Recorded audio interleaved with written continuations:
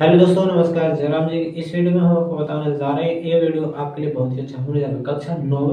कक्षा नौवीं के छात्रों के लिए यह वीडियो बहुत ही अच्छा होने जा रहा है। उनके लिए हम इस वीडियो में लेकर आ चुके हैं दूसरी क्लास है जी आपकी। हमने कक्षा नौवीं और एक ली थी आपकी और कक्षा नौवीं गणित और क्लास वन में आप देख सकते हैं हमने और संख्या पद्धति के बारे में इंट्रोडक्शन दिया था।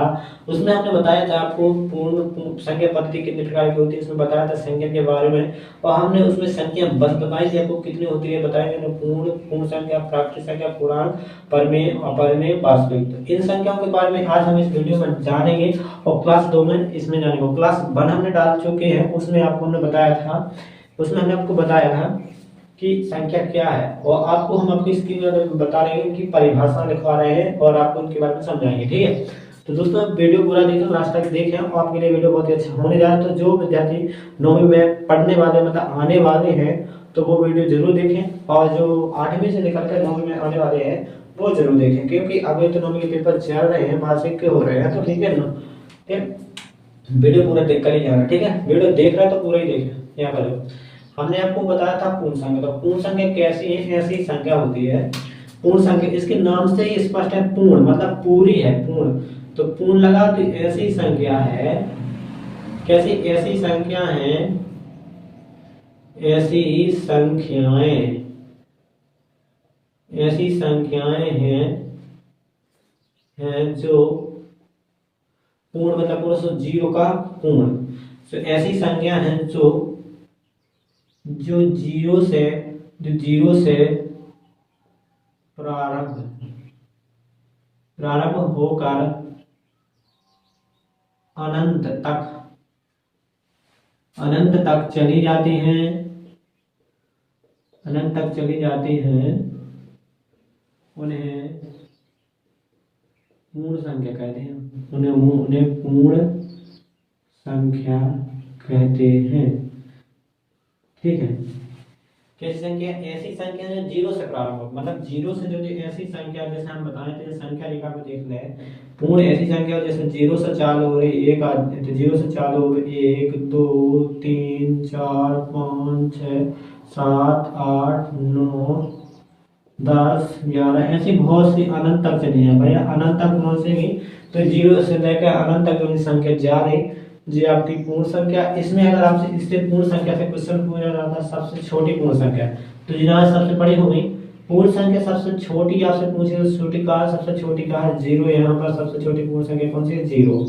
और सबसे बड़ी पूछे तो सबसे बड़ी आपको देखो 7 7 8 9 9 9 के आगे अब 10 में क्या आ जाता है? फिर कहीं पूर्ण आ जाता है। यहाँ 10 से चेक करोगे फिर 10 11 में क्या आ जाता है? फिर एक। भाई जीरो से फिर एक फिर चालू हो जाती है, 9 तक जाती है, फिर जीरो आ जाता है। तो भाई जीरो फिर चालू हो जाता है, जिसमें जीरो लग जाता है वो फिर पूर्ण से चालू हो जाता है। इसे 9 यहाँ पर क्या हो जाएगी? बड़ी पूर्ण संख्या। सबसे बड़ी पूर्ण संख्या कौन सी है? 9।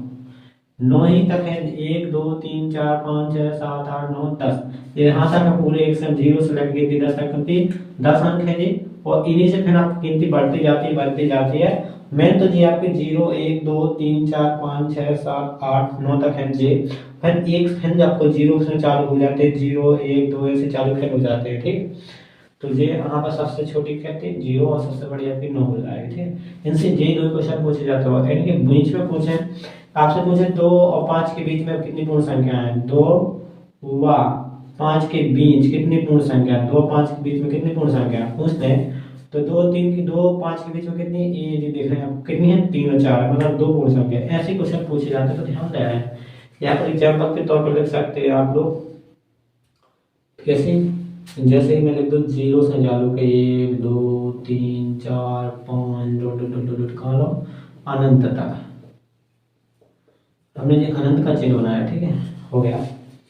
अब आपके बच्चे आगे प्राकृतिक संख्या। प्राकृतिक संख्या में देखो प्रा लगा है, कृत, प्राकृत। अब यहाँ पर ऐसी संख्या तो भैया प्राकृत, ऐसी संख्या है, ऐसी संख्याएं, ध्यान दें, ऐसी संख्याएं हैं, कैसी? ऐसी संख्या है जो 1 से मतलब 1 से चालू हुए, 1 से प्रारंभ होकर 1 से प्रारंभ 1 से प्रारंभ होकर 1 से प्रारंभ होकर अनंत तक चले जाते हैं, अनंत तक चली जाती हैं, अनंत तक चली जाती है, अनंत तक चली जाती है, उन्हें प्राकृतिक संख्या कहते हैं। उन्हें प्राकृत कहते हैं, प्राकृतिक कहते हैं, प्राकृतिक संख्या कहते हैं, प्राकृतिक संख्या कहते हैं। ठीक है। ऐसी संख्या जो एक से चालू हो, एक ऐसी संख्या जो एक से प्रारंभ होगा अंत तक चली जाती है, उन्हें प्राकृतिक संख्या कैसे हैं? जो एक से चालू होगा, तुम्हारे यहाँ जीरो लग गो तो भाई यार जीरो लग गो, जीरो जोड़ जा से पूर्ण बन जाए, जीरो हटा दो तो पूरी प्राकृतिक हो जाती है। भाई आपसे पूर्ण बनती है तो प्राकृतिक भी बन जाएगी। आपने एक सीख ली तो भाई आप सीखते जाओगे, ऐसे सब सीख जाओगे। इसमें क्या एक से चालू हो रहा है, एक से एक नहीं, एक दो नहीं, दो तिरका तीन, चौका चार, पंच पाँच, छः छः, सत्त आठ, ऐसे देखो धारे। और यहाँ कहाँ तक? अनंत तक। कहाँ तक? अनंत तक चल रही है भाई यहाँ पर। अब इसमें तुमसे पूछा जाए उसी प्रकार से क्वेश्चन की सबसे छोटी प्राकृतिक संख्या कौन सी है आपकी? एक है, सबसे बड़ी आपकी कितनी हो जाएगी? 9। 9 से यहाँ पे फिर चालू हो जाना। ठीक है, तो एक से फिर नहीं आना, एक से बड़ी सबसे बड़ी प्राकृतिक संख्या 9 हो जाती है। यहाँ पर देखो पूर्णांक संख्या ऐसी संख्या जिसमें धनात्मक ऋणात्मक सभी संख्या धनात्मक, ऐसी संख्या जिसमें धनात्मक ऋणात्मक और पूर्ण संख्या शामिल, बात शून्य संख्या शामिल, शून्य पूर्णांक शामिल हो, या ऐसी कहते हैं जो ऐसी संख्या जो दोनों साइड दोनों प्लस अंतर माइनस अंतर चली जाती है पूर्णांक कहते हैं। जैसे हम आपको समझा रहे हैं, ऐसी संख्या है, ऐसी संख्या है, ऐसी संख्या है क्या? ऐसी संख्या है जो ऐसी संख्या है जिसमें, ऐसी संख्या है जिसमें जिसमें धनात्मक और धनात्मक ऋणात्मक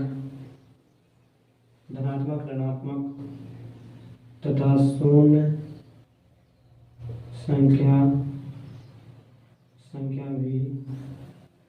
संख्या भी शामिल होती हैं,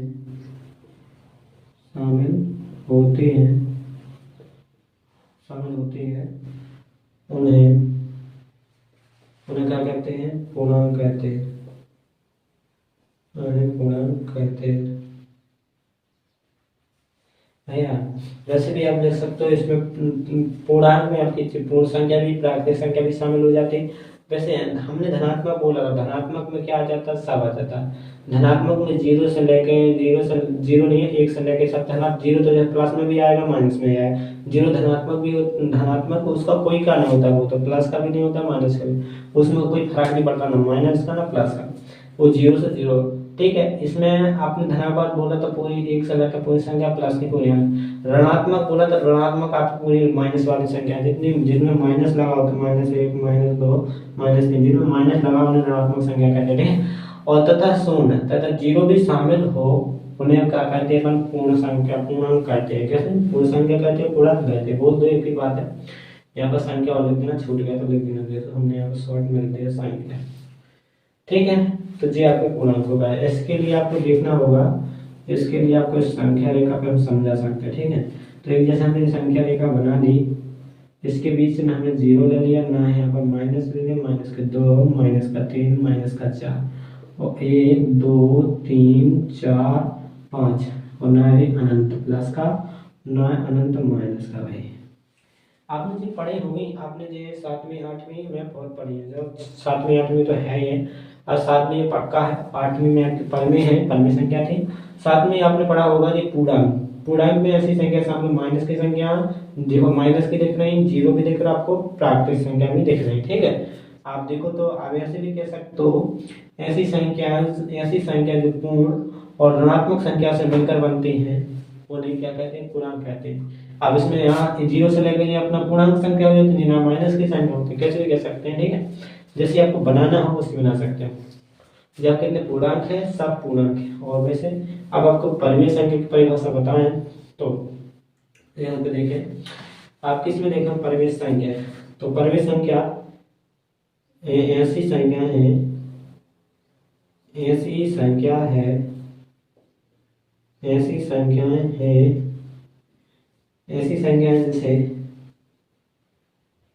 संख्याएं जैसे p/p पी बटे का पी बटे क्यू के रूप में पी बटे क्यू के रूप में पी बटे क्यू के रूप में हम ये मिटा दे रहा आपने लिखना होगा, मिटा दे रहा पी बटे क्यू के रूप में पी बटे क्यू के रूप में लिखा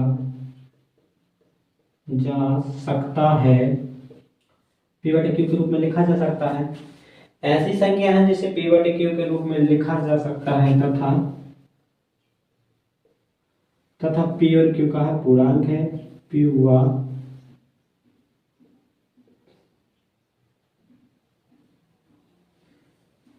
तथा पी और क्यू का पूर्णांक है, जहां पूर्णांक है जहां क्यू बराबर का ना हो, क्यू बराबर 0 ना हो।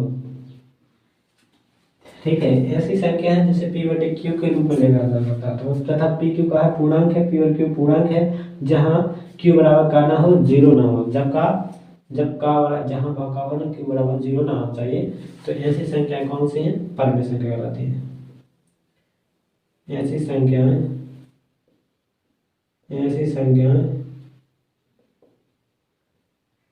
परमेय संख्या कहलाती है, परमेय संख्या कहलाती है। अब परमेय संख्या ऐसी संख्या जिसे पी बटे क्यू के रूप में लिखा जाता है। पी बटे क्यू पी और क्यू का हो जहां पूर्णांक हो, पी और क्यू पूर्णांक हो, क्यू बराबर का नहीं हो, 0 नहीं होना चाहिए। तो ऐसी संख्या हो जहां क्यू बराबर का ना हो, 0 ना हो और पी और क्यू का हो चाहिए पूर्णांक भी हो चाहिए। तो ऐसी कंडीशन मिल रही जहां जैसी संख्या मिल रही तो भैया का अपनी परमेय संख्या। जैसे एग्जांपल के तौर पे हम देख ले, एग्जांपल ले लें पर एक है। तो एग्जांपल के लिए हमने p और p पूर्णांक देखो आपके यहाँ पे लिखे हैं, अपनी पूर्णांक संख्या है। तो पूर्णांक के एग्जांपल हमने आपको यहाँ पर बिठा दिए, यहाँ पर आपको ले लेते हैं। ठीक है, यहाँ पर लिख लेते हैं पूर्णांक यहाँ पे 0 फिर 1 2 फिर 3 फिर 4 फिर 5 -1 -2 -3 -4 यहाँ पर प्लस कॉलन तो यहाँ पर माइनस कॉलन दे आपके भाई पूर्णांक। ठीक है, पूर्णांक ले लिया। अब यहाँ पर हमें को क्या बनाना है? परमेय संख्या। परमेय ऐसी संख्या p बटे q के रूप में। तो भाई हमने यहाँ पर p बटे q के रूप में ले लिया, p बटे q के रूप में लिख दिया। और p और q के स्थान पर क्या क्या लिख सकते हैं अपन? पूर्णांक। p भी पूर्णांक है, q भी पूर्णांक है। तो एक पूर्णांक हम इनमें से छांट लें, बस अपन q की जगह पर 0 बस नहीं लेना है। p की जगह पर अपन 0 ले सकते थे। p की जगह पर आपको 0 लेना ले सकते हो, p की जगह पर मना नहीं किया, लेकिन q के बराबर 0 होना चाहिए। q का एक बटे लगाओ, यहाँ पे बटे लगा q की जगह पे अपन कोई पूर्णांक में मान लो 1 ले सकते तो 1 ले लो। 0 बटे 1 जगह है आपकी परमेय संख्या। ठीक है, जी आपके क्या परमेय है, जी आपकी परमेय है। और अगर आपने ऐसा कर दिया कि 1 बटे में 0, तो भाई यहाँ पर 1 और यहाँ पर क्या माना किया था? q बराबर 0। तो तुमने वही कर दो कि q बराबर क्या करते थे? 0 कर दिया। तो जी का परमेय संख्या 9। और ऐसी परिभाषित भी नहीं है जो कि 0 को भाग अपन कैसे में दे रहे, 1 को भाग तो दे सकते हैं, 0 को नहीं दे सकते। इसके लिए परिभाषित नहीं है, इसलिए जी का है परमेय संख्या भी नहीं है। लेकिन वैसे मना किया तो अपन को जो चीज मना की है उसके नहीं करना है। p की जगह पे और कुछ भी लिख सकते, जैसे p की जगह पे हम आपकी 3 ले लें, q की जगह पे माइनस में से कौन उठा लें? हम 2 ले लें, माइनस के 2 लेना, जी आपका है परमेय संख्या। आप समझ गए कि बटे में बहुत सारे बटे के रूप में जो संख्या लिखी जाती है वे आपकी परमेय संख्या है, परमेय संख्या है। और परमेय संख्या हर में का भावना, हर में का देना चाहिए, हर रात ऊपर अक्षर हर में कहना चाहिए 0 बसना, सब परमेय है। ठीक है ना, इतना तो समझ में आ रहा कि भैया हर में 0 नहीं आना चाहिए, बाकी सब का है परमेय है। तो 4 जैसे 7 बटे 2 8 ले सका जी आपका परमेय है, 6 बटे 3 ले सका जी आपकी परमेय है, 7 बटे 8 भी ले सका जी ले चुके हम, 6 बटे 8 ले लो माइनस के 7 बटे 3 ले लो जी सर आपके परमेय नहीं करता है। 4 जैसी संख्या ले लो बटे में का हो जी भाई 0 नहीं आना चाहिए, सब चाहिए। ठीक है, का ध्यान रखना है बटे में 0 नहीं आ रहा, समझ गए? बटे में 0 नहीं आ रहा, सब ले लो अपन। जैसे लेना 1 बटा 2 ले लो, 3 ले लो, 4 5 बटा 2 ले लो, माइनस को 4 बटा 3 ले लो, 1 8 ले लो, 7 ले लो। ऐसे भी तो 8 भी तो परमेय संख्या, इनके बटे में 1 रात ना, सबके बटे में 1 रात है। हाँ वो तो रहता है, काय पे रुपये अपन 1 के ऊपर बैठे, यहाँ पर भी बटे में 1 रहता है, सबके बटे में अपन 1 रहता है। तो ऐसा 1 का कोई फर्क प्रभाव नहीं पड़ता इनके ऊपर। तो जैसे लो तो उनके बटे में नीचे। अब ऐसे तो ये आदि लिख दो। मिलकर कितना इतना, हमने इतना उदाहरण दे दिया, तैयार हो गया। अपन में संख्या ई का उल्टा होता है। ऐसी संख्या होती है जिन्हें पी बटे क्यू के रूप में नहीं लिखा जाता। ऐसी संख्याएं, नाम में भी पर में लगा, तो ऐसी संख्या है जिन्हें पी बटे क्यू के रूप में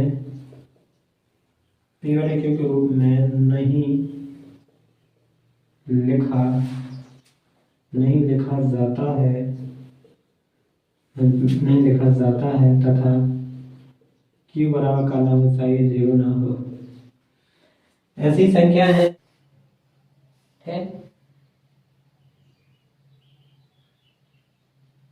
और जो आपकी वास्तविक संख्या रहेगी ना, तो इसमें एग्जाम्पल लिख दो। आपके रूट के लिख दो, जितनी आपके रूट की संख्या आती है वे सब लिख दो।